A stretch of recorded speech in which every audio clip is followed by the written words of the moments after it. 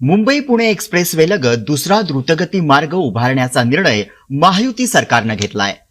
अंतिम मंजुरीसाठी केंद्रीय रस्ते परिवहन मंत्रालयाकडे हा निर्णय पाठवला गेलाय।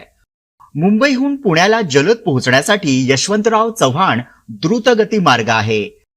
खालापूरहून तो पुढे खंडाळा मार्ग पुणे शहराच्या बाह्य सीमारेषेवर येतो। मात्र आता लवकरच या महामार्गाच्या जवळ दुसरा द्रुतगती मार्ग उभारला जाणार आहे। यामुळे वाहतूक कोंडी समस्या सुटणार आहे। यामुळे पुणे ते मुंबई केवळ 2 तासात प्रवास करता येणार आहे।